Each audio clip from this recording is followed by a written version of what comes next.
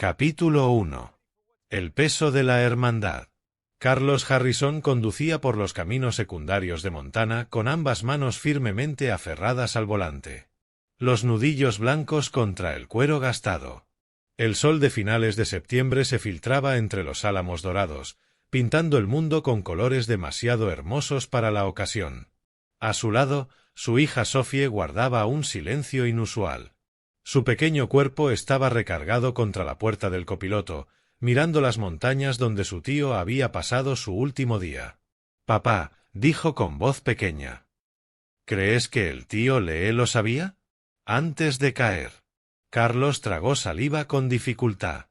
El informe oficial decía que Lee había resbalado mientras realizaba un levantamiento topográfico cerca de Eagles Drop, un borde de acantilado traicionero a 3 millas de Mercer Falls. Un accidente trágico. Su cuerpo había sido encontrado al pie de una caída de 200 pies. Su equipo de medición estaba esparcido a su alrededor. El sheriff, Wayne Chaeffer, había cerrado la investigación en menos de 48 horas. Demasiado rápido. Todo había sido demasiado rápido. «No lo sé, cariño», respondió finalmente Carlos. Miró a su hija, de 9 años, con los ojos oscuros de su madre y su propia mandíbula obstinada. «Pero tu tío era el hombre más cuidadoso que he conocido. Llevaba 15 años midiendo ese terreno». Sophie asintió lentamente y volvió a su silencio. En el asiento trasero, la esposa de Carlos, Cale, hablaba por teléfono coordinando detalles con la funeraria. Su voz de maestra sonaba firme y eficiente, pero Carlos percibía el temblor debajo de esa calma. Ella también había amado a Lee, como al hermano que nunca tuvo. Carlos había regresado de su taller en el pueblo anteayer y encontró a 2 patrulleros estatales en la puerta de su casa. La noticia lo golpeó como un puñetazo. Lee no era solo su hermano menor. Era su mejor amigo, su socio en el negocio de topografía y carpintería a medida y el padrino de Sophie. Habían crecido con dificultades en Billings, criados por una madre soltera que trabajaba 3 empleos. Carlos se había enlistado en el ejército a los 18 años, sirvió 2 misiones y regresó diferente, más duro. Lee se quedó, obtuvo su licencia de topógrafo y construyó una vida tranquila. Cuando Carlos volvió y luchaba por adaptarse, Lee estuvo ahí, le enseñó carpintería, lo ayudó a encontrar propósito en crear en lugar de destruir. Ahora Lee estaba dentro de un ataúd metálico en la funeraria Morrison & Sons, esperando el servicio del día siguiente. Carlos estacionó en su entrada, una casa tipo rancho modesta, sobre 5 acres en las afueras de Mercer Falls, población 3.400 habitantes. Había construido la mayor parte él mismo con ayuda de Lee. El taller del patio trasero contenía proyectos a medio terminar en los que habían trabajado juntos. Esa noche, Carlos no pudo dormir. Se sentó en el taller a las 2 de la madrugada, pasando las manos por una mesa de comedor a medida que estaban fabricando para los Henderson. Lee había hecho las mediciones finales apenas una semana antes. Su letra ordenada seguía en el plano clavado en la pared. El teléfono de Carlos vibró. Un mensaje de texto de Marty Becker, el amigo más cercano de Lee desde la preparatoria.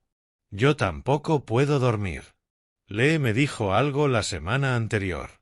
Tenemos que hablar, no en el funeral». Carlos se quedó mirando el mensaje. Sus instintos militares, dormidos durante años, se encendieron. Algo no estaba bien. Nada había estado bien desde el momento en que esos policías entregaron la noticia con simpatía ensayada y una salida apresurada. Respondió: «Mi taller, al día siguiente del funeral, a las 6 de la tarde». A la mañana siguiente, Carlos se vistió con su único traje negro, comprado para bodas y ahora usado para un funeral. Sophie apareció con un vestido azul oscuro que Cale le había conseguido. Su cabello estaba recogido con cuidado. Parecía mayor que 9 años. Desde que supo lo de Lee, había estado callada, procesando el duelo de esa manera interna que tienen los niños. «¿Estás bien, mi amor?», preguntó Carlos mientras se ajustaba la corbata. «El tío Lee me enseñó a usar una brújula el mes pasado», dijo Sophie de pronto. Dijo que saber dónde estás es el primer paso para saber a dónde vas. Él siempre era cuidadoso con las direcciones. Siempre. El pecho de Carlos se cerró. Sí, lo era. Entonces, ¿cómo cayó? La pregunta quedó flotando. Cale entró, agotada pero serena. El coche está listo. Vámonos. La funeraria estaba llena. Mercer Falls era pequeño, pero Lee Harrison había tocado muchas vidas. Había medido tierras para medio condado, ayudado a familias con disputas de propiedad y sido voluntario en programas juveniles al aire libre. El ataúd estaba cerrado. La caída había sido brutal. Carlos estrechó manos, aceptó condolencias y sintió el peso de las miradas. Conocía la mayoría de los rostros, otros no. Los funerales siempre traen parientes lejanos y conocidos, pero su mirada entrenada, afilada por el servicio militar y la pena, detectó presencias inusuales. Franklin Savage estaba cerca del fondo. Su traje caro destacaba entre la gente trabajadora. Era dueño de Savage Development Corp., la mayor empresa inmobiliaria del condado. Lee lo había mencionado antes, siempre de forma negativa. Es el tipo de hombre que vendería la casa de su madre sin avisarle, había dicho una vez. Junto a Savage estaba Nicholas Clemens, su jefe de operaciones. Clemens era el tipo de criminal atractivo, con ropa de diseñador y ojos muertos. Carlos había visto hombres así en zonas de guerra, los que disfrutaban la violencia. Y cerca de la entrada estaba el sheriff Wayne Chaeffer, corpulento dentro de un traje oscuro, observándolo todo con mirada policial. El mismo hombre que había cerrado el caso de Lee en menos de 48 horas. Carlos guardó mentalmente cada detalle. El servicio comenzó. Capítulo 2. La advertencia. El funeral avanzó con una normalidad dolorosa. El pastor Williams habló de la generosidad de Lee y su amor por la tierra. Marty Becker dio un elogio fúnebre que hizo llorar a la mitad de la sala, recordando sus travesuras de juventud. Carlos habló al final, breve. Su voz no se quebró, aunque su corazón se hacía pedazos. La disciplina militar lo sostuvo. Durante todo el servicio, Sophie estuvo rígida a su lado, aferrando su mano con fuerza. Carlos sintió la tensión en su cuerpo. La había visto antes, cuando estaba asustada o sobrepasada. Pero esto era distinto. Era atención concentrada. Durante la bendición final, el agarre de Sophie se volvió casi doloroso. Carlos bajó la mirada. Ella miraba al frente, pero no al ataúd. Sus ojos estaban fijos en algo detrás de ellos. Tenía la mandíbula apretada, y Carlos reconoció esa expresión. Era su propio rostro cuando intentaba controlar el miedo. Mientras se levantaban para la salida, Sophie se inclinó y susurró con urgencia. «Papá, tenemos que irnos ahora». Carlos parpadeó. «¿Qué?» «Te explico en el coche», dijo ella con voz tensa, adulta. «Por favor, papá. Confía en mí». Cada instinto que Carlos había desarrollado en 13 años de servicio militar y 38 de vida le gritó que escuchara a su hija. En combate había aprendido que a veces se confiaba en el presentimiento, en la advertencia extraña, en lo que no encajaba. Se inclinó hacia Cale. «Lleva a Sophie al coche. Yo pongo una excusa y voy en 2 minutos». Cale empezó a protestar, vio su expresión y asintió. Tomó la mano de Sophie y se dirigieron a la salida lateral. Carlos se acercó al pastor Williams, murmuró algo sobre que Sophie no se sentía bien y avanzó entre la gente con eficiencia entrenada. Franklin Savage le bloqueó el paso, extendiendo una mano perfectamente cuidada. «Carlos, mis condolencias». Lee era un buen hombre. «Con permiso», respondió Carlos con frialdad, pasando de largo sin estrecharle la mano. No se perdió el destello de molestia en el rostro de Savage ni la forma en que Nicholas Clemens siguió cada uno de sus movimientos con ojos de depredador. Afuera, Carlos encontró a Cale y Sophie junto a la camioneta. Sophie estaba pálida, respirando demasiado rápido. Carlos se arrodilló frente a ella. «¿Qué viste?» «El coche. Tenemos que estar dentro del coche», dijo Sofie, mirando nerviosa el estacionamiento. Subieron rápidamente. Carlos salió del lugar observando los retrovisores. Nadie los siguió.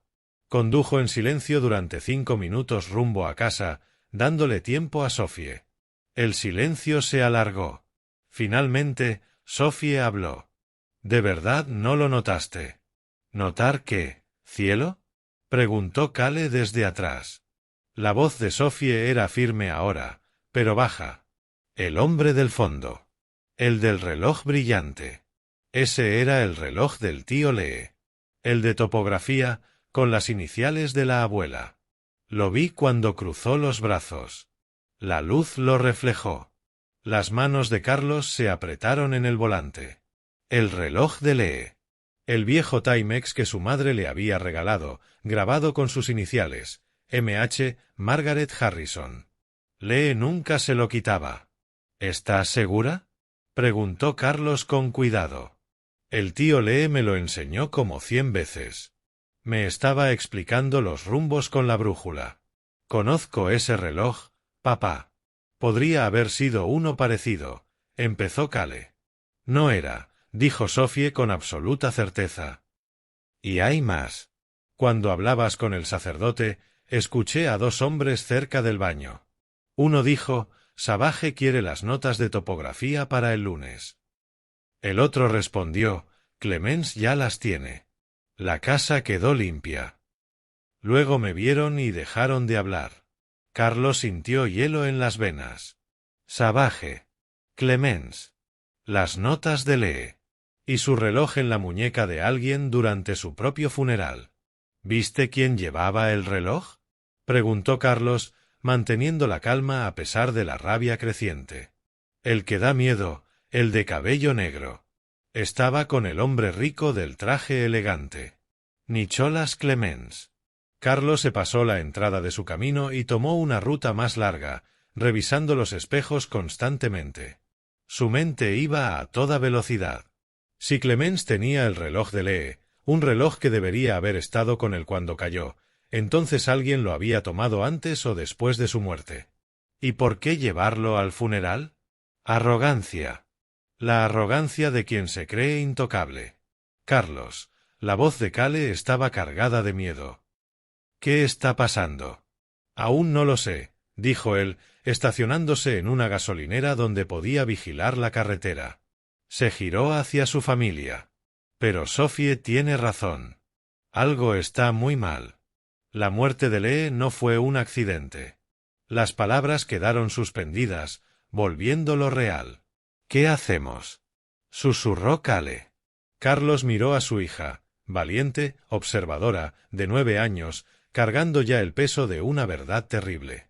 Luego a su esposa, asustada pero confiando en él. Finalmente, al paisaje de Montana que Lee tanto había amado. Vamos a descubrir qué pasó, dijo Carlos en voz baja. Y vamos a hacer que paguen. Capítulo 3. El primer hilo.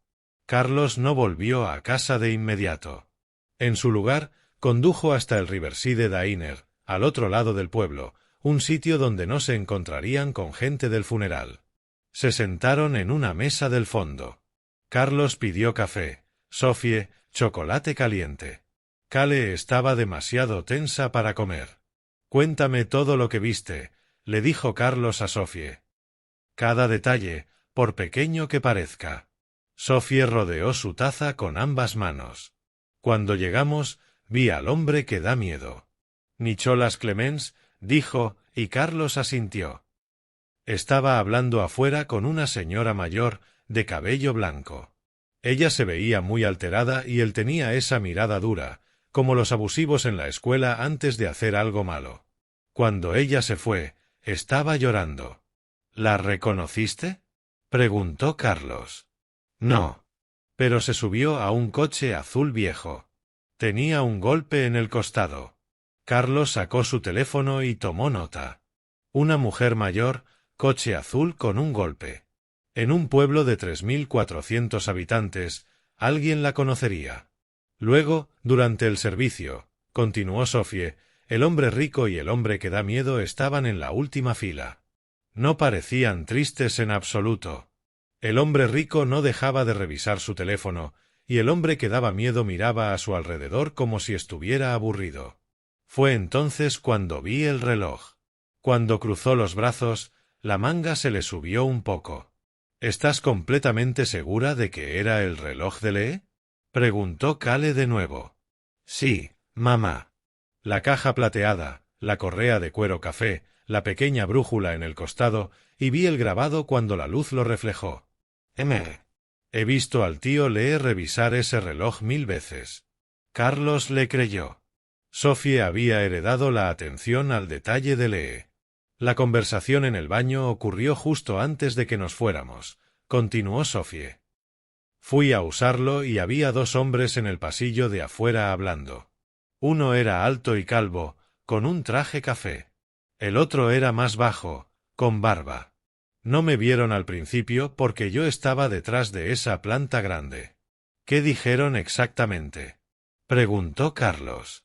Sophie cerró los ojos, recordando. El alto dijo: Savage quiere las notas de topografía para el lunes. El bajo respondió: Clemens ya las tiene. La casa quedó limpia.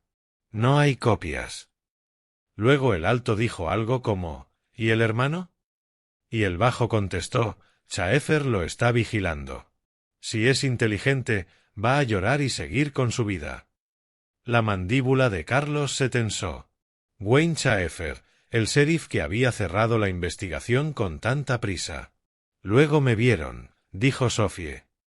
Dejaron de hablar de inmediato, y el bajito me sonrió, todo falso, y dijo: Lo siento mucho por tu pérdida, señorita, pero sus ojos estaban fríos. Entonces me fui rápido y te busqué. Carlos extendió la mano y apretó la de su hija. Hiciste exactamente lo correcto.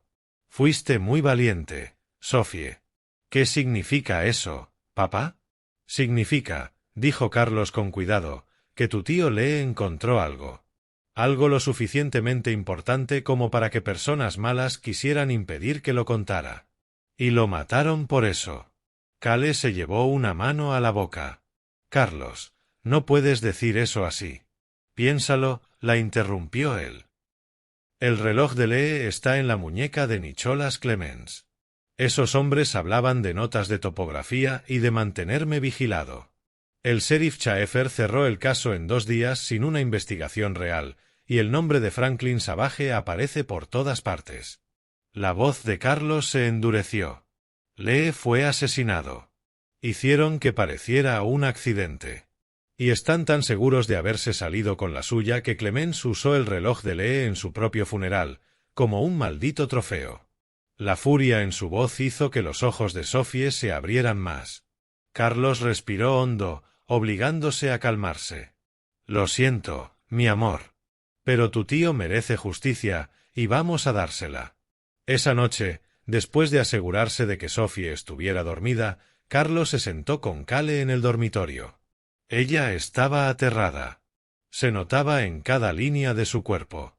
¿Y si vienen por nosotros? Susurró. ¿Por Sophie? No lo harán. No si soy cuidadoso ahora. Ellos creen que están a salvo. Creen que nadie sospecha nada. Esa es nuestra ventaja. Carlos, deberíamos ir al FBI, a la policía estatal o a alguien, no solo decir que nuestra hija vio un reloj y escuchó una conversación vaga. El sheriff Chaefer claramente está involucrado. No sabemos hasta dónde llega esto. Si voy con la persona equivocada, sabrán que estoy investigando y la evidencia desaparecerá, dijo Carlos. Tomó las manos de Cale. Necesito que confíes en mí. Hice esto durante años en el ejército. Reuní inteligencia, armé casos, derribé a gente peligrosa. Sé cómo hacerlo con cuidado.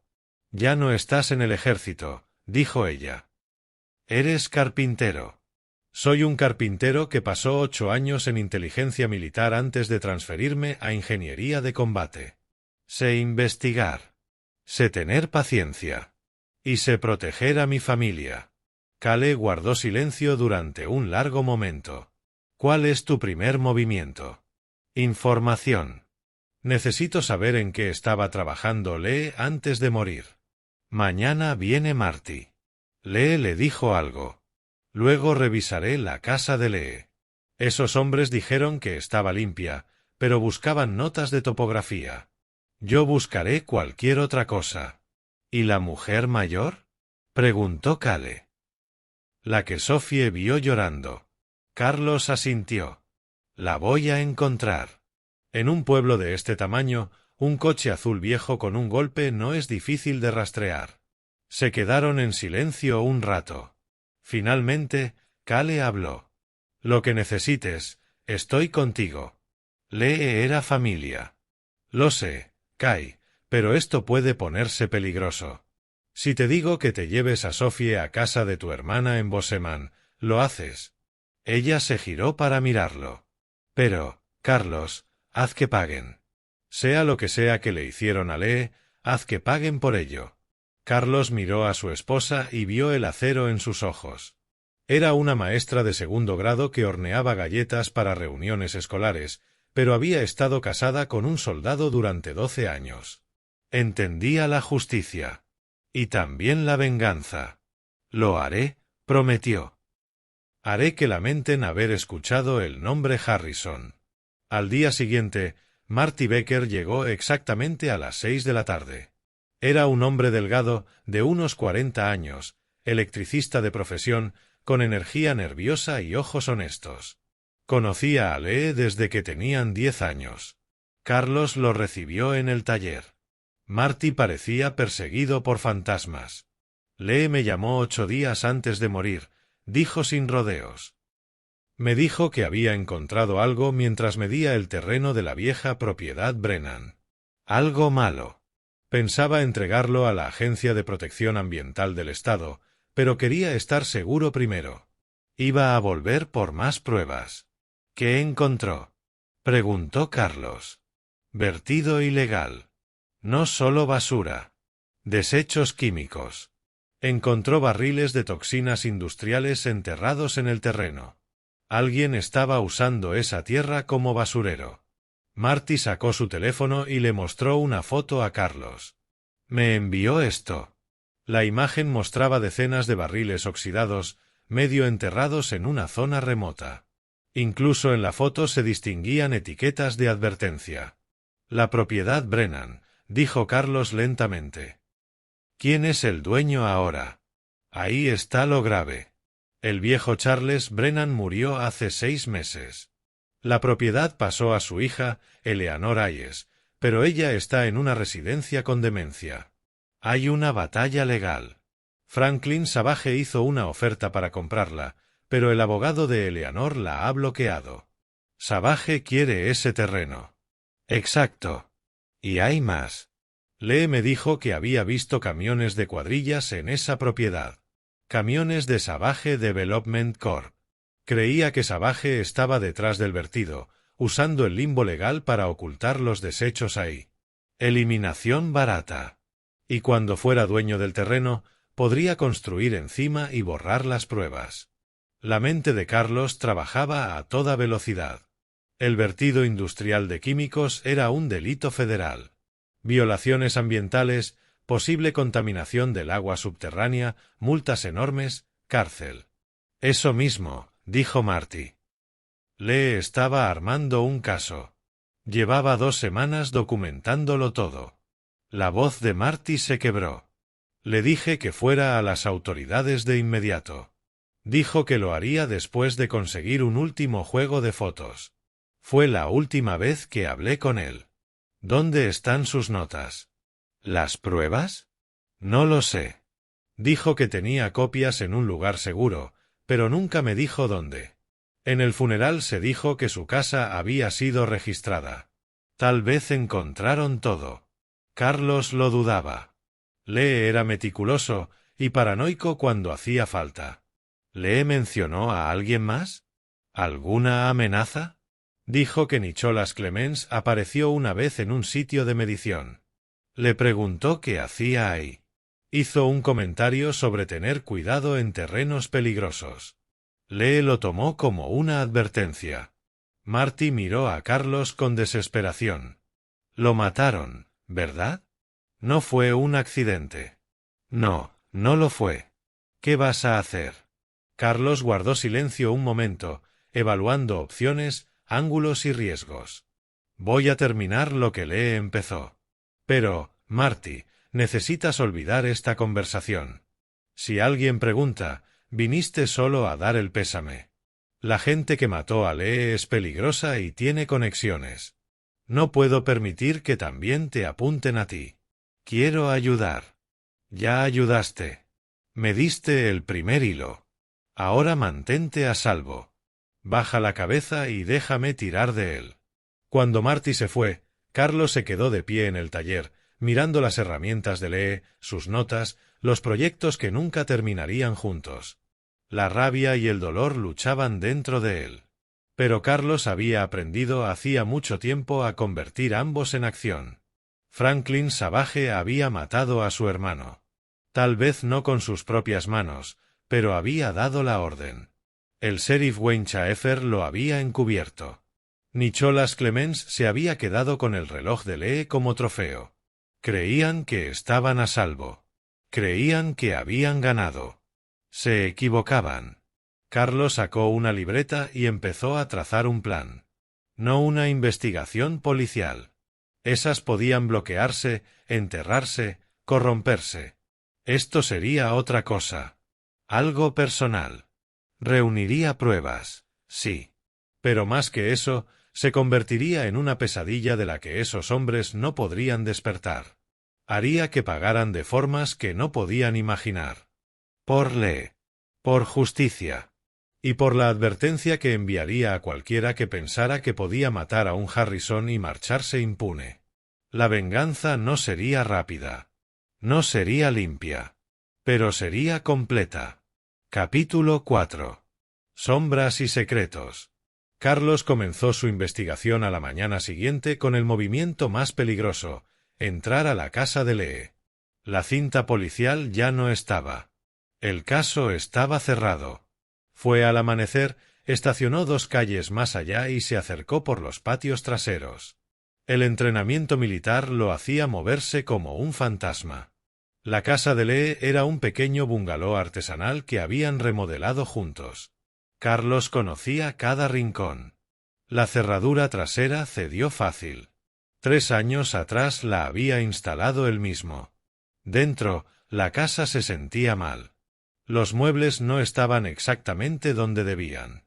Los libros en los estantes estaban ligeramente fuera de lugar. Alguien había registrado el lugar a fondo, intentando ocultarlo, pero Carlos conocía los escondites de Lee. Los habían creado juntos desde niños, compartimentos, paneles ocultos, lugares secretos. Revisó primero los obvios. Todos vacíos. Quien había buscado había sido minucioso. Entonces recordó algo. Lee había estado obsesionado de adolescente con el Conde de Montecristo. Lo había leído una docena de veces. Carlos encontró el libro en el estante y lo sacó. El lomo estaba rígido. Lo abrió. Las páginas centrales estaban recortadas, formando un hueco. Dentro había una memoria USB y un papel doblado. Las manos de Carlos temblaron al abrirlo. Carlos, si estás leyendo esto, algo me pasó. Encontré algo muy malo. Franklin Savage está vertiendo desechos industriales en la propiedad Brennan. Tengo fotos, muestras y pruebas en esta memoria. También encontré algo peor. Savage ha estado contaminando pozos de manera sistemática en propiedades que quiere comprar, para luego adquirirlas por casi nada cuando los dueños no pueden probar que fue intencional. Al menos 6 familias perdieron su tierra así. El sheriff Chaeffer está en su nómina. Tengo pruebas. Iba a ir al FBI esta semana. Si no lo logré, por favor termina esto. No pueden salirse con la suya envenenando gente por dinero. Lee. Carlos guardó la memoria y la nota, y continuó buscando con más cuidado. En el garaje, detrás de un panel falso en el banco de trabajo de Lee, otro escondite de la infancia, encontró un sobremanila. Dentro había resultados de análisis de agua de varias propiedades, todos mostrando niveles elevados de contaminantes industriales específicos, registros de venta de terrenos a Savage Development y fotografías. Una imagen hizo que la sangre de Carlos se helara. Mostraba a Nicholas Clemens y a otro hombre arrojando barriles dentro de un pozo en una propiedad ajena. La fecha indicaba 4 meses atrás. Carlos fotografió todo con su teléfono y luego dejó el sobre exactamente como lo había encontrado. Que creyeran que ya lo habían hallado todo. Que se sintieran seguros. Salió de la casa tan silenciosamente como había entrado y condujo hasta una oficina de mensajería a 3 pueblos de distancia. Hizo copias de todo, envió un juego a un depósito seguro en Billings bajo un nombre falso y conservó los originales. Lo siguiente era encontrar a Eleanor Hayes. Unas llamadas al hospital, haciéndose pasar por un contratista que trabajaba en su propiedad, le dieron el nombre de la residencia, Evergrande Care, en el lado oeste del pueblo. Eleanor estaba lúcida cuando Carlos la visitó esa tarde. Llevó flores y se presentó como el hermano de Lee. Ella tenía 83 años, con ojos azules penetrantes y una mente que a veces divagaba, pero que de pronto regresaba a una claridad absoluta. «Tu hermano era un buen hombre», dijo. «Intentó ayudarme». «¿Ayudarla en qué?», preguntó Carlos. «Con mi propiedad. Charles me la dejó a mí, pero ahora estoy aquí. Mi abogado, Stanley Browning, ha estado peleando contra la oferta de compra de Savage. Stanley dice que el precio es demasiado bajo, pero estoy cansada, joven. Solo quiero que todo se resuelva». Carlos la miró con atención. «¿Sabe qué hay en su propiedad?». Los ojos de Eleanor se nublaron. Charles decía que era buena tierra, madera y agua limpia. «Pero no he ido en años». Se inclinó hacia adelante. «Ese hombre horrible vino a verme. El joven, el de los ojos muertos. Me dijo que debía decirle a mi abogado que aceptara la oferta. Dijo que sería más saludable para todos». ¿Qué quiso decir con eso? Clemens había amenazado a una mujer de 83 años en un asilo. Carlos sintió como su rabia se solidificaba en algo frío y preciso. «Señora Hayes, necesito que confíe en mí. No acepte ninguna oferta. Yo me encargaré de esto. ¿Puede decírselo a Stanley? Es un buen abogado, pero está luchando solo. Hablaré con él». Carlos se fue con los datos de contacto de Stanley Browning. Pero antes de reunirse con el abogado, tenía otra pista que seguir, la anciana del coche azul que Sophie había visto llorando en el funeral. Le tomó 3 días de trabajo paciente. Carlos visitó cafeterías, gasolineras, la tienda de alimentos para animales, lugares donde se reunían los habitantes del pueblo. Describió a una mujer mayor, un coche azul con un golpe. Parecía muy alterada. Finalmente, una cajera del supermercado dijo: «Suena a Esther Mullins. Maneja un Buick viejo. Vive por el camino Hickory». Esther Mullins tenía 76 años, viuda, y había vivido toda su vida en Mercer Falls. Su Buick azul, efectivamente, tenía un golpe en el lado del pasajero. Carlos llamó a su puerta temprano un miércoles por la mañana. Ella abrió con la mirada desconfiada. «No necesito nada. Señora Mullins, me llamo Carlos Harrison. Soy el hermano de Lee Harrison». El rostro de la mujer se descompuso. «Ay, Dios mío, lo siento tanto. Era un joven tan amable. ¿Puedo pasar? Me gustaría preguntarle algo». Dudó un momento, luego asintió. Su casa estaba ordenada pero gastada, el hogar de alguien que vivía con ingresos fijos. Se sentaron en la pequeña sala. «Señora Mullins, mi hija la vio en el funeral de Lee. Dijo que estaba muy alterada y que un hombre de cabello negro habló con usted afuera. Se llama Nicholas Clemens». «¿Qué le dijo?». Las manos de Esther se retorcieron sobre su regazo. «No debería hablar de esto. Señora Mullins, Lee fue asesinado. Yo lo sé, y creo que usted sabe algo. Por favor. Era mi hermano». Las lágrimas rodaron por sus mejillas arrugadas.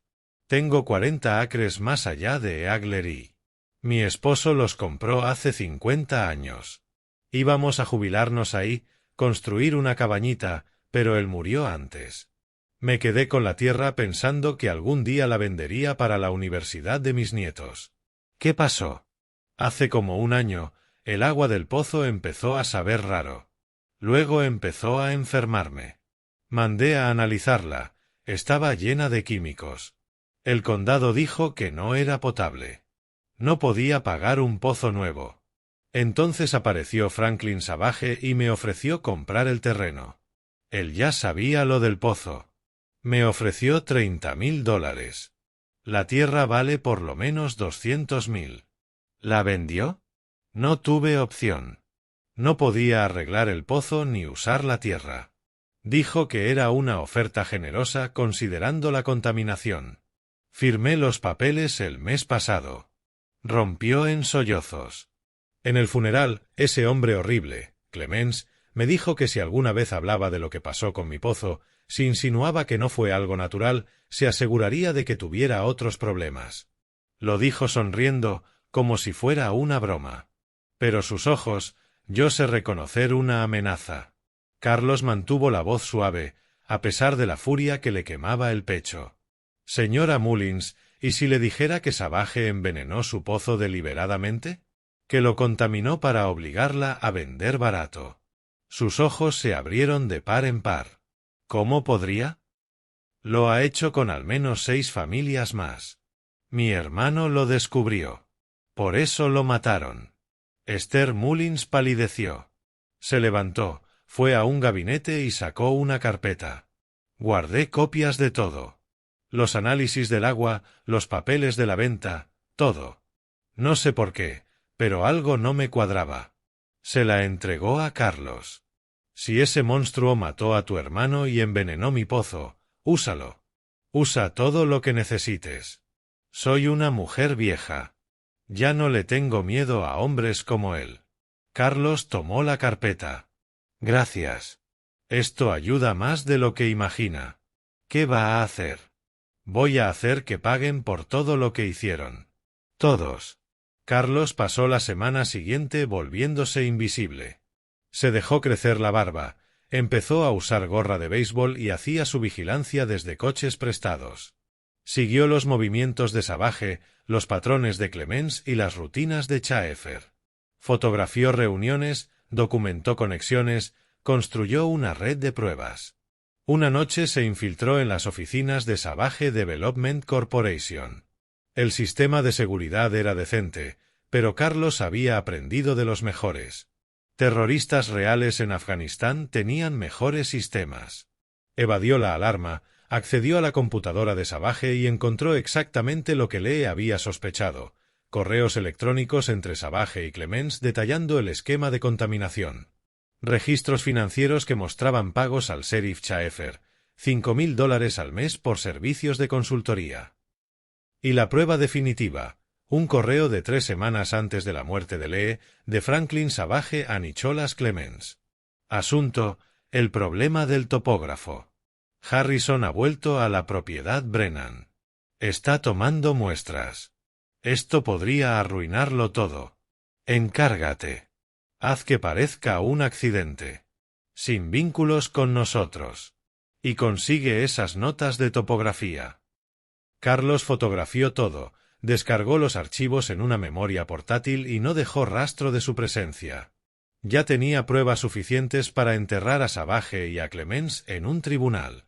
Pero Carlos no estaba pensando en tribunales. Los tribunales eran lentos, inciertos, corruptibles.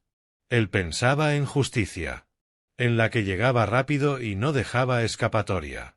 Capítulo 5. La red se tensa. Carlos estaba sentado en su taller a altas horas de la noche, rodeado de documentos, fotos y pruebas. Había construido líneas de tiempo detalladas, mapeado conexiones, identificado a cada pieza dentro de la organización de Savage. El entrenamiento en inteligencia militar no se pierde. Era como andar en bicicleta, pero hecha de paranoia y reconocimiento de patrones. Había identificado a 7 familias, además de los Brennan, que habían sido víctimas. 7 familias a las que les habían envenenado los pozos, robado las tierras y destrozado la vida. Franklin Savage había ganado aproximadamente $3,2 millones con el esquema, comprando propiedades contaminadas por casi nada y revendiéndolas a desarrolladores que desconocían el historial del terreno. El sheriff Wayne Chaeffer llevaba cubriéndolo al menos 3 años, cerrando investigaciones, intimidando testigos, acelerando reportes de accidentes. Nicholas Clemens era el ejecutor de Savage, el hombre que hacía el trabajo sucio, el que llevó el reloj de un muerto como trofeo en su propio funeral. Carlos necesitaba 3 cosas: pruebas públicas irrefutables, una forma de neutralizar la protección de Chaeffer y una venganza que les doliera tanto como a Lee y a sus víctimas. Empezó con Stanley Browning, el abogado de Eleanor Hayes.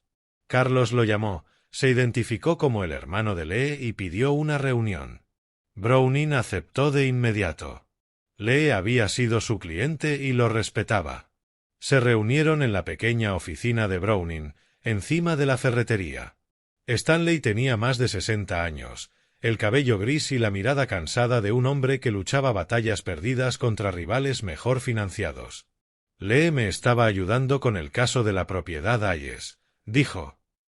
Estaba documentando el estado del terreno, probando su valor.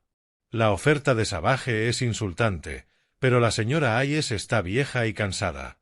He estado ganando tiempo, pero no puedo hacerlo para siempre. ¿Y si le diera pruebas de que Savage ha estado envenenando propiedades sistemáticamente para forzar ventas? Preguntó Carlos. Los ojos de Stanley se afilaron. ¿Qué tipo de pruebas? Carlos puso sobre la mesa fotocopias, nunca los originales. Análisis de agua, registros de propiedades, el patrón de contaminación, compra y reventa. No mencionó aún los correos ni el asesinato de Lee. Eso vendría después. Stanley estudió los documentos durante largo rato. Finalmente levantó la vista. Esto es monstruoso. Si esto es real. Lee murió probándolo. El accidente no fue un accidente. Pero necesito tiempo para demostrar esa parte. Por ahora, necesito que presente una demanda civil contra Savage Development Corporation en nombre de la señora Hayes y de cualquier otra víctima que se sume. Contaminación, fraude, empresa criminal. Hágalo público. Hágalo ruidoso. Una demanda así puede tardar años. No tiene que ganarse. Solo tiene que ser pública y legítima, para que cuando salga la evidencia criminal ya esté en el expediente. ¿Puede hacerlo? Stanley guardó silencio, luego asintió lentamente. Puedo hacerlo, pero Savage tiene mucho poder en este condado. Se está poniendo una diana en la espalda. Ellos me la pusieron cuando mataron a mi hermano. Solo estoy devolviendo el favor. La demanda se presentó el jueves. Para el viernes, todo Mercer Falls hablaba de ello. Un escándalo en un pueblo pequeño se propaga como un incendio. El periódico local sacó la noticia en portada: desarrollador local acusado de esquema de contaminación. Carlos observó desde la distancia cómo caía la bomba. Vio el Mercedes de Savage estacionado frente a su oficina todo el día, reuniones de crisis. Vio el rostro pétreo y furioso de Clemens en las escaleras del juzgado. Y vio al sheriff Chaeffer hacer 3 visitas a la oficina de Savage. La red se cerraba, pero Carlos aún no había terminado de tirar de los hilos. Durante el fin de semana contactó a las 7 familias víctimas. Fue cuidadoso, acercándose a cada una por separado, mostrándoles pruebas de que sus pozos habían sido envenenados deliberadamente. 3 familias se unieron a la demanda de inmediato. 2 dijeron que lo pensarían. 2 estaban demasiado asustadas por posibles represalias. Carlos entendía el miedo, pero a todas les dio copias de las pruebas y les dijo lo mismo. La justicia viene. Pueden ser parte de ella o verla pasar, pero va a llegar. El lunes hizo su movimiento más arriesgado. Llamó a Wayne Chaeffer. Sheriff, habla Carlos Harrison, el hermano de Lee. La voz de Chaeffer fue cuidadosamente neutral. Carlos, ¿cómo lo estás llevando? Necesito hablar con usted sobre la muerte de Lee. Tengo algunas preguntas sobre la investigación. Una pausa. El caso está cerrado, Carlos. Sé que es difícil, pero fue investigado a fondo. ¿48 horas a fondo? Respondió Carlos. Porque yo he estado investigando por mi cuenta y encontré cosas que no cuadran. Otra pausa. Más larga. ¿Qué tipo de cosas? Del tipo que prefiero discutir en persona. ¿Puede reunirse conmigo? ¿Dónde? En Eagles Drab. Silencio. ¿Dónde cayó Lee? Mañana al mediodía. Solo tú y yo. Carlos podía oír los cálculos ocurriendo en la mente de Chaefer. ¿Era una amenaza, una trampa o simplemente un hermano en duelo buscando respuestas? De acuerdo, dijo finalmente Chaefer. Mañana al mediodía. Carlos colgó. No tenía ninguna intención de estar en el Salto del Águila al día siguiente, pero necesitaba a Chaefer fuera del pueblo, lejos de su radio y de cualquier refuerzo. Porque mientras el sheriff conducía hacia las montañas, Carlos estaría entrando en su casa. Capítulo 6. La trampa se activa. Carlos había hecho su tarea con el sheriff Wayne Chaefer. Vivía solo en una casa tipo rancho anticuada, en el lado sur del pueblo. Divorciado, sin hijos, sin familia cercana. Sus turnos eran predecibles. Su seguridad doméstica era ridícula, un timbre con cámara y cerraduras que cualquiera con experiencia podía forzar. A las 11:45 de la mañana del martes, Carlos observó desde 3 cuadras de distancia cómo la patrulla de Chaefer se dirigía hacia la carretera de montaña que llevaba al Salto del Águila. El trayecto tomaría unos 40 minutos. El lugar de encuentro era remoto. Incluso si Chaefer se daba cuenta de que Carlos no iba a aparecer, estaría fuera al menos 90 minutos. Carlos no perdió tiempo. Se acercó a la casa por la parte trasera, con guantes puestos y una gorra de béisbol ladeada para ocultar el rostro de posibles cámaras. La cerradura cedió en 20 segundos. Dentro, la casa olía a café viejo y soledad. Carlos trabajó con método. Escritorio del despacho, nada incriminatorio. Archivador, papeles personales y declaraciones de impuestos antiguas. Pero en el armario del dormitorio, dentro de una caja fuerte oculta bajo mantas de invierno, encontró lo que buscaba. Dinero. Fajos de billetes de $100. Al menos 60.000. Mucho más de lo que un sheriff de condado podía justificar con su salario. Junto al dinero, un cuaderno contable. Anotaciones manuscritas, cuidadosas, con fechas y cantidades recibidas. La entrada más reciente, 15 de septiembre, $5.000. Iniciales, F.S. Franklin Savage. Pago recibido 2 semanas antes de la muerte de Lee. Carlos fotografió cada página, cada fajo de dinero, la ubicación exacta del cuaderno en la casa. Luego dejó todo exactamente como lo había encontrado. En el garaje halló algo todavía mejor. Barriles. 3 bidones de 50 galones con etiquetas de riesgo industrial, parcialmente vacíos. Del mismo tipo que Lee había fotografiado en la propiedad Brennan. Los mismos que habían aparecido en los casos de contaminación de pozos. Chaefer había estado almacenando las pruebas en su propio garaje. La arrogancia era impresionante. Carlos tomó muestras, fotografió todo y salió tan silenciosamente como había entrado. Cuando Chaefer regresó de las montañas, furioso y sospechando que Carlos lo había dejado plantado, las pruebas ya estaban en proceso. Esa misma noche, Carlos hizo una llamada a un viejo amigo del ejército, Jackson Reed, ahora agente del FBI en la Unidad de Crímenes Medioambientales de la oficina de Denver. Habían servido juntos en Afganistán y se habían salvado la vida más de una vez. Jackson le debía una, y, más importante aún, Jackson era limpio. Carlos Harrison, dijo Jackson, sorprendido. Han pasado años. Necesito ayuda, Jack. Ayuda a nivel federal. Corrupción, asesinato y crímenes ambientales en Mercer Falls, Montana. Vaya forma de empezar una llamada. Cuéntame. Carlos habló. Contó todo.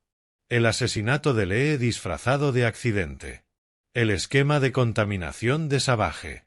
La corrupción de Chaefer. Las pruebas que había reunido. Mientras hablaban, envió archivos cifrados. Jackson guardó silencio durante un largo rato. Esto es sólido, Carlos. Muy sólido. ¿Por qué no acudiste a la oficina local del FBI? Porque no sé qué tan profundo llega esto. Savage tiene dinero y contactos. Necesitaba a alguien en quien pudiera confiar. Y me tienes. Pero algunas de estas pruebas, entrar en casas, tomar muestras sin orden judicial, no se pueden usar en un juicio. Lo sé. Pero pueden señalarte el camino. Tú consigues las órdenes. Tú haces esto de forma legal. Yo te di el mapa. ¿Y tú qué vas a hacer? Asegurarme de que paguen de una forma u otra. Carlos, no hagas ninguna estupidez. El sistema dejó que mataran a mi hermano. El sistema es Chaefer cobrando sobornos mientras las familias pierden sus tierras. Tú encárgate de la justicia legal, Jack. Lo demás es cosa mía. No puedo detenerte, ¿verdad? No. Entonces ten cuidado. Y lo siento por Lee. Por lo que me has contado, era un buen hombre. El mejor. Carlos colgó. El FBI se movería despacio, pero con firmeza. En cuestión de semanas habría agentes en Mercer Falls, órdenes de registro y una investigación federal imposible de detener. Esa sería la justicia legal. Pero Carlos quería algo más inmediato. Algo personal. Pasó los siguientes 2 días planeando el movimiento final. El que destruiría a esos hombres no solo legalmente, sino social, financiera y psicológicamente. Quería que sintieran la misma impotencia, el mismo miedo y la misma desesperación que sus víctimas. Y empezó por Nicholas Clemens. Capítulo 7. El cazador se convierte en presa. Carlos sabía que Nicholas Clemens era la pieza clave. Savage era cuidadoso, protegido por abogados y dinero. Chaefer tenía su placa y la lealtad policial. Pero Clemens era el ejecutor. El que se ensuciaba las manos. Y hombres así siempre tenían debilidades. Durante 3 días, Carlos siguió los movimientos de Clemens. Vivía en un apartamento moderno en una zona acomodada de Mercer Falls, con portero y estacionamiento subterráneo. Conducía un BMW negro. Iba al gimnasio todas las mañanas a las 6. Y frecuentaba un bar llamado The Antler Room 3 noches por semana. Y, lo más importante, seguía usando el reloj de Lee. Incluso después del funeral. Incluso después de que la demanda se hiciera pública. La arrogancia era insoportable.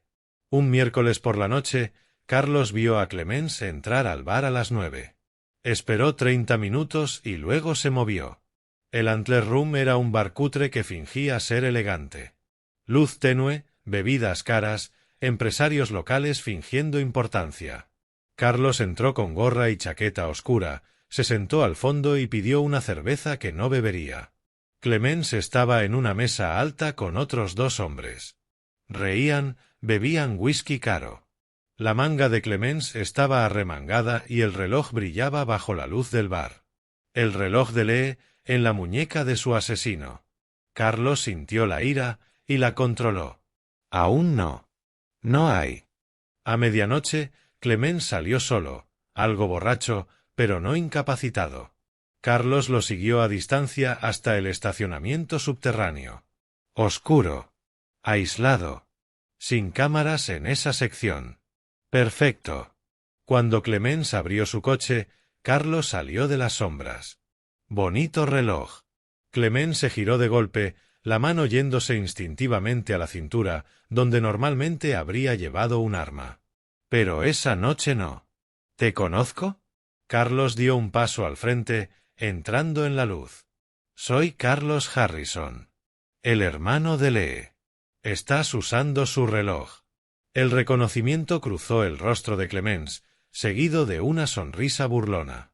Eso es una acusación grave. Ese reloj era de mi abuelo. No. Tiene las iniciales de mi madre grabadas. Margaret Harrison. Se lo dio a Lee hace 20 años.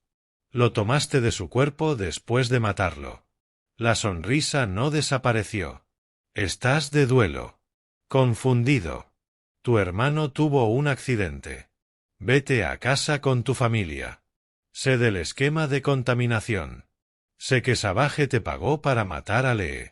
Sé que vertiste los químicos que envenenaron los pozos. Y sé que Chaefer te ayudó a encubrirlo. Ahora la expresión de Clemens cambió. Seguía confiado, pero alerta. No puedes probar nada de eso. Puedo. Pero no estoy aquí para discutir. Estoy aquí para darte una opción. Carlos habló con voz tranquila, casi casual. Tienes dos opciones. La primera, mañana por la mañana entras en la oficina del FBI en Billings y confiesas todo. Testificas contra Savage y Chaefer. Devuelves el reloj de mi hermano y pasas el resto de tu vida en una prisión federal, pero sigues vivo. ¿Y la segunda? La segunda es que desapareces. No hoy. No soy estúpido. Pero algún día, cuando menos lo esperes, te esfumas y nadie vuelve a encontrarte. Tú eliges. Clemens soltó una carcajada auténtica. ¿Me estás amenazando? ¿Tú? ¿Un carpintero? Pasé 8 años en inteligencia militar y 5 en ingeniería de combate. He matado hombres en 14 países. Sé exactamente lo que hago. La voz de Carlos se volvió fría. Asesinaste a mi hermano. Envenenaste familias. Usaste su reloj en su funeral como un trofeo. Así que sí, te estoy amenazando. Y a diferencia de ti, no necesito esconderme detrás de Chaefer o Savage. La mano de Clemens se movió rápido, pero Carlos fue más rápido. Su golpe fue preciso. 3 costillas, lo bastante fuerte para fracturarlas, lo bastante estratégico para hacer que respirar fuera un suplicio durante semanas. Clemens se dobló, jadeando. Carlos lo sostuvo por el cuello de la chaqueta. Esto es por Lee. Lo demás vendrá después. Desabrochó el reloj de su muñeca. Esto vuelve conmigo. Tienes hasta el viernes para decidir. FBI o desaparecer. Carlos se marchó, dejando a Clemens retorciéndose en el suelo. El reloj pesaba en su bolsillo. Había cruzado una línea esa noche. Agresión. Justicia por mano propia. Pero ya había cruzado líneas antes, en lugares más oscuros, por razones menos importantes. Algunos hombres solo entendían la violencia. Y Carlos hablaba ese idioma con fluidez. Capítulo 8. El derrumbe. Carlos no durmió esa noche. Se sentó en su taller, con el reloj de Lee en la mano, pensando en decisiones. Había dado una opción a Clemens. En realidad, todos habían tenido opciones. Ser honestos, ser decentes, no asesinar a su hermano. Ellos eligieron. Ahora Carlos elegía. Al amanecer, todo empezó a moverse. El FBI llegó a Mercer Falls. 4 agentes con órdenes de registro para Savage Development Corporation, la casa del sheriff Chaefer y el apartamento de Nicholas Clemens. Jackson había actuado rápido. Carlos observó desde la distancia cómo los agentes sacaban cajas de la oficina de Savage. Vio el rostro de Chaefer cuando lo arrestaron en su casa, una mezcla de sorpresa, furia y una comprensión tardía de lo inevitable.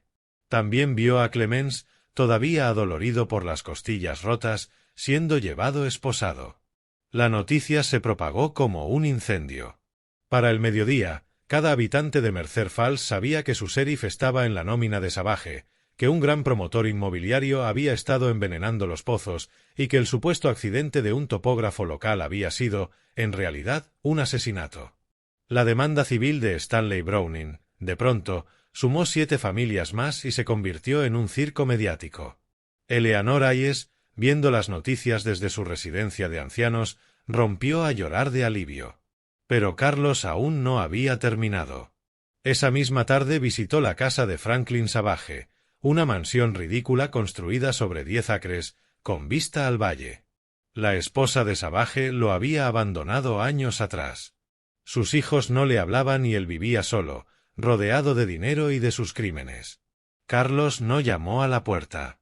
Esperó hasta que Savage salió a recoger el correo y entonces apareció desde el costado del garaje. «Tenemos que hablar». Savage retrocedió bruscamente, buscando su teléfono con la mano. «Voy a llamar a la policía».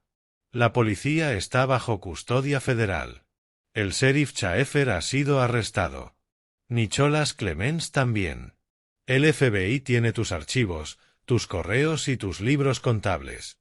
Todo terminó. El rostro de Franklin Savage palideció. Tengo abogados. Los mejores que el dinero puede comprar. Sí. Y pasarán años gastando tu dinero mientras tú te pudres en una prisión federal. Crímenes ambientales, conspiración para cometer asesinato, fraude, corrupción. Te esperan 30 años como mínimo. Carlos dio un paso al frente. Pero no estoy aquí por lo legal, eso seguirá su curso conmigo o sin mí.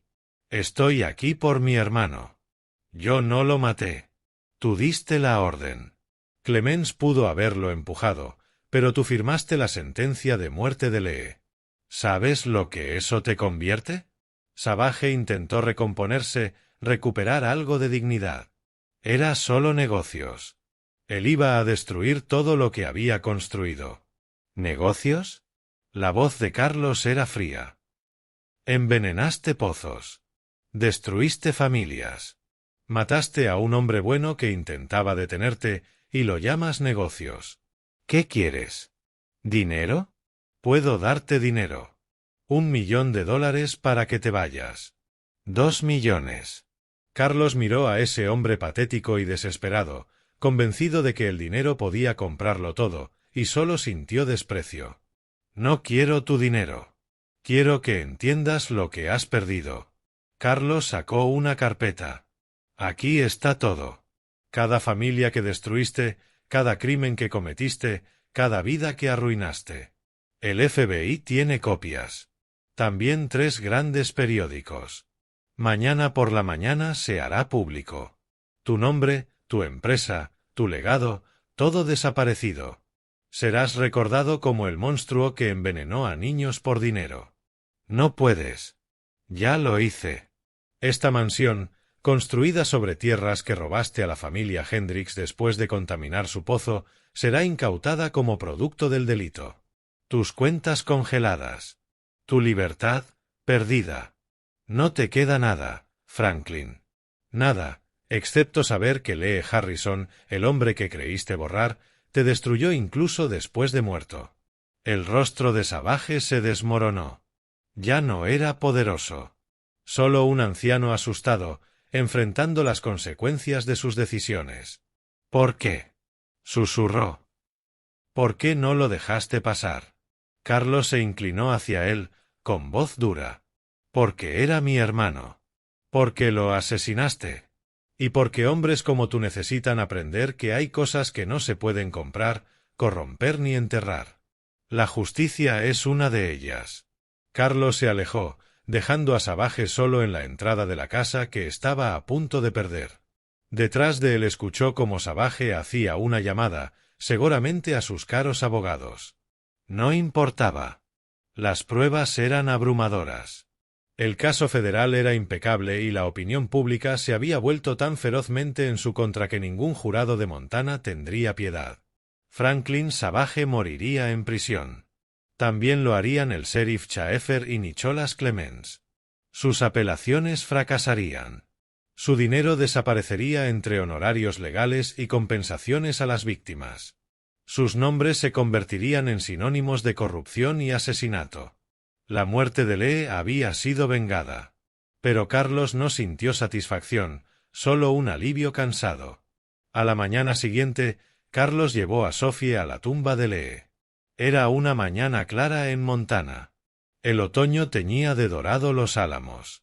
Habían enterrado a Lee en una colina con vista al valle que tanto amaba. ¿Atrapaste a los hombres malos, papá? Preguntó Sophie en voz baja. Sí, cielo. Van a ir a prisión por mucho, mucho tiempo. Bien. Ella dejó una flor sobre la tumba.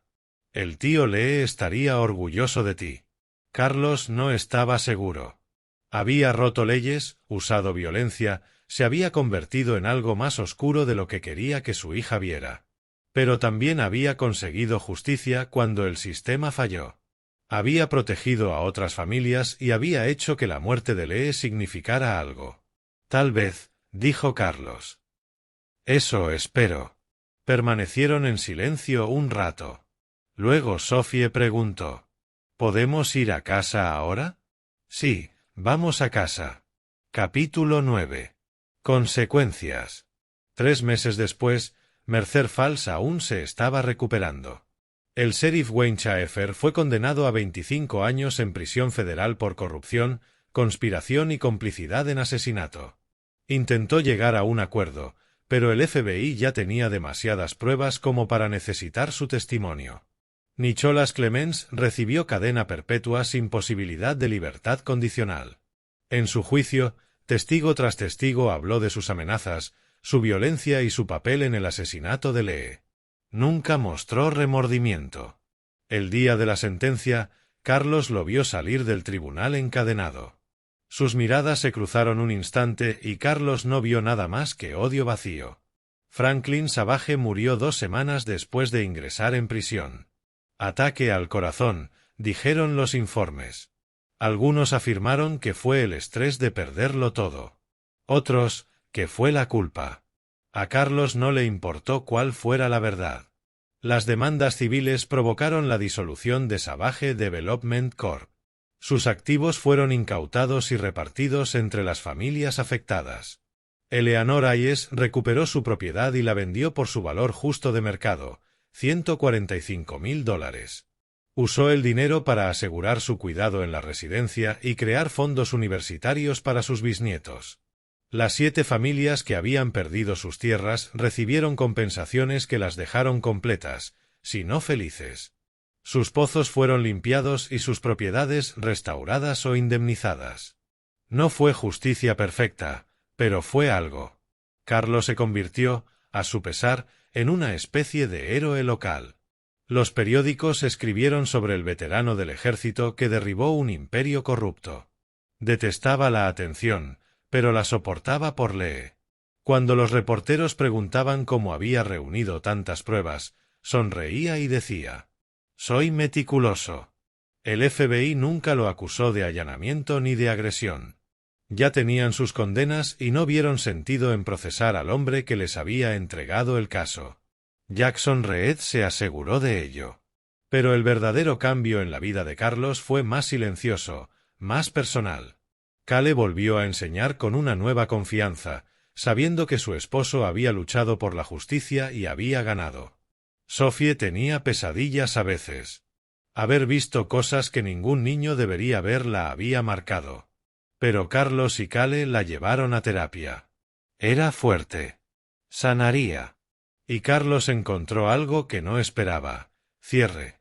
Una tarde, sentado en su taller con una taza de café, escuchó que tocaban la puerta. Al abrir, encontró a Marty Becker. «Hola», dijo Marty. «Estaba por el barrio». «Pasa». Se sentaron entre las herramientas de carpintería, rodeados de proyectos que Carlos terminaba poco a poco. La mesa del comedor que él y Lee habían empezado por fin estaba terminada.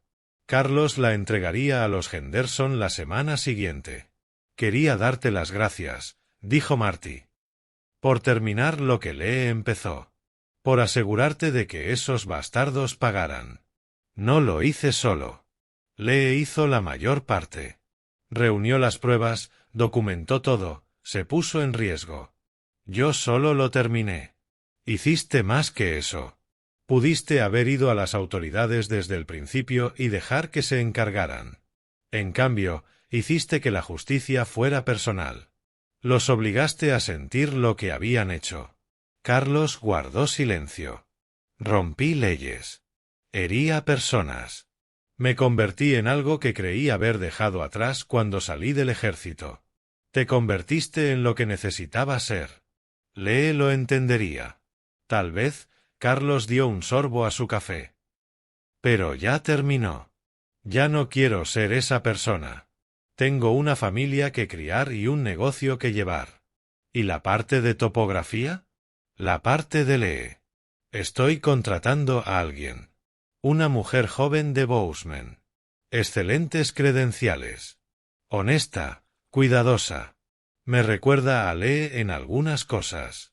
Empieza el próximo mes. Marty sonrió. Harrison y Harrison, topografía y carpintería. Suena bien. Ahora es Harrison y Asociados, pero sí. Se quedaron en silencio un rato. Al final, Marty se levantó para irse. En la puerta se detuvo. Carlos, por lo que vale, creo que hiciste lo correcto. Todo. Incluso las partes oscuras. A veces el mundo necesita hombres que crucen líneas para proteger a los inocentes. Tal vez. O tal vez solo soy un tipo que ama a su hermano y no permitió que sus asesinos se salieran con la suya. No son cosas opuestas. Cuando Marty se fue, Carlos se quedó solo en el taller. Sacó el reloj de Lee, limpio, reparado, funcionando a la perfección. Decidió quedárselo en lugar de enterrarlo con sus pertenencias.